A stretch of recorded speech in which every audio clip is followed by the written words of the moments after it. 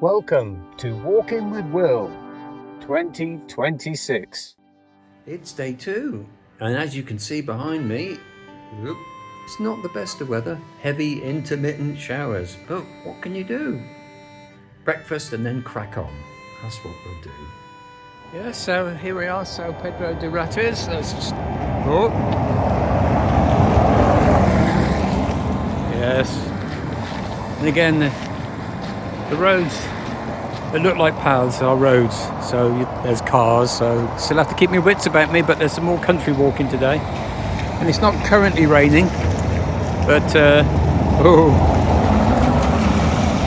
but I don't hold out much hope for much sun at the moment. But I'm going to crack on. I'm leaving a little bit earlier than I intended because it's not actually raining at the moment, so I thought I'd make the most of it. Yeah, and here's the current lie of the land. So here's a route getting out into the countryside for really the first long times, well, since the start really. See, it's not the showers all the way round really, but it's brighter over there. And see, the maize here is ready for harvesting. The fields over there have already been cut down, ready for the old spray of the old manure, which I can smell again today. It's like a hum in the background. Oh dear, need to beat a hasty retreat because I brought the keys out with me.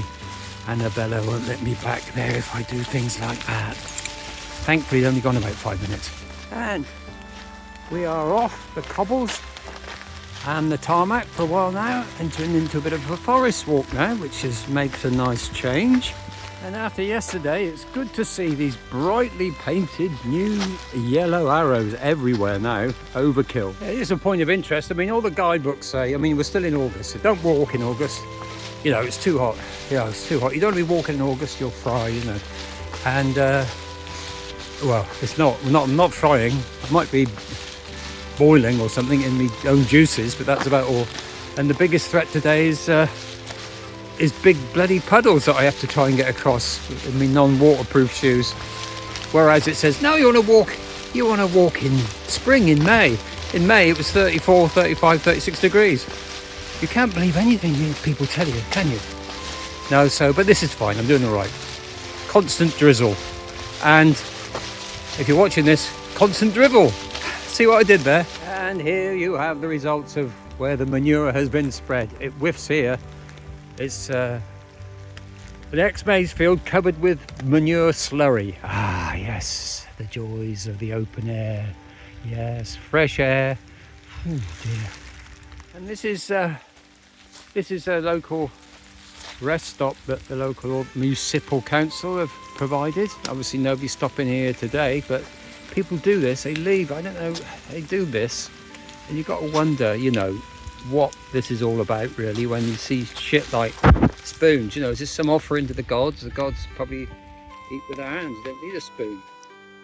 Obviously the obligatory shell and so on. But shoes, various shoes, obviously left by the one-legged people, I don't know. But there we are. And there, over there, that's the famous Barcelos cock. More of that later. And we've got the first signs of the weather brightening up a little bit earlier than forecast. In fact, the weather forecast has been generally pretty pessimistic. There's actually a bit of blue sky up there behind those trees. So I may be able to get this poncho off soon. Because it keeps you dry, but it's like boiling the bag rice, you know. Yeah, it's brightening skies now. Blue sky up there. Poncho off. We're out of the forest for a little while, or at least we're back on the tarmac, which means probably that fewer puddles for me to skirt round. Yeah, so I come up from what basically farmland, and we've hit this main road, and there's a little bit of road walking now. You can see Mount Yellow Arrow on the other side of the road, underneath the site. So many people need for some reason, and we've got to walk along the edge of this road. So as you can imagine, it's not exactly like walking in farmland, but it's not for too long, I don't think. Yeah, it seems things must be getting tough in the music business because it looks like Nelly Furtado's opened a grocery store and fruit shop. Well, it's always good to have something to fall back on. Poncho off, sun's just about coming through, and I have to say I've seen very few pilgrims. I think in total 5 since I left Rates. I'd be interested to compare it when I get past Tui, which is where a lot of people start, and it's usually a queue to get anywhere then. It's very quiet. The place I stayed last night, I was the only guest from what I could see. So breakfast was very quiet, as you can imagine. But Barcelos, where I'm stopping tonight, is a big town, and I imagine there'll be a few more there, but we'll see. Poncho back on. We're getting the showers, and it's greyed over again. And I finally managed to get my foot really wet by stepping in a puddle. But we're well on the way. And it's supposed to brighten up later, which means I can put my shoes on the balcony to dry out. I'm not having them in the room with me because they stink.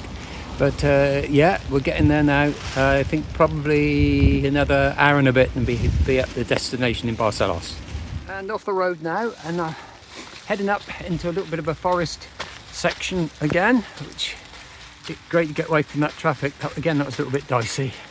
Yeah, so this is where I am in this forest walk. Now, the downside to these forest walks are these puddles that you have to navigate by creeping around the side. You might notice how black the water looks. And a lot of the trees around here are black. You can see they must have been on fire at some time, and the soot is running out into the water and then into the puddles. Yeah, so it's a mixed blessing, you know. It's nice to get away from the roads, but at the same time you have to deal with the paddling in the puddles. Yes, we're getting there. For some reason, even though I've virtually cut this stage in half, it's still tough. And I've been trying to figure out why, and I think a combination of there's a lot of cobbles, and also although there's no dramatic hills, there's quite a lot that's uphill. You don't realise how much effort it takes until you get near the end, and then you think, when is this going to end? When am I going to get to the destination? Yeah, lots of cobbles, and added bad spice to it. They're wet now as well, and even my trail runners don't have a good grip on them, so I'm having to concentrate, particularly when I'm going downhill, but I don't end up on my arse. So that's what I'm going to do, concentrate. And there in the distance at last is Barcelos, which of course is built on hills, and we have to go up one to get where we're stopping. But it's not far. Well, it's actually farther than it looks. It takes longer anyway to get there than you think it is going to. But we're getting close now. Yes, and here's a famous local plant. This is the famous Portuguese testicle tree. Yeah. Yeah, I don't know why they call it that, really. Well, I thought I'd get a shot of that. The weather's turned really bad all of a sudden, and as you can see, the water's coming up out the sewers. It's really bad, but I've got 10 minutes, I'll be where I'm going. Yeah, look at that, the water coming off the bridge of death. I got to walk over that. So here I am at my destination. Nice little pension hostel called Quarantina and Now I don't know why it's called that. Whether they were trying to call it something and couldn't think of anything, you know, like our place would be called Quarantina and or whether is something in Portuguese, I don't know. I'm not going to ask. I don't want to appear stupid. Well, maybe that boat sailed. Anyway, tomorrow I'll be stopping at one of my favourite, well, definitely my favourite stop on the Camino, Fernandez. So a bit of rest, a shower, and I'll be all set up for that. God, dear. Those trainers smell. Whew.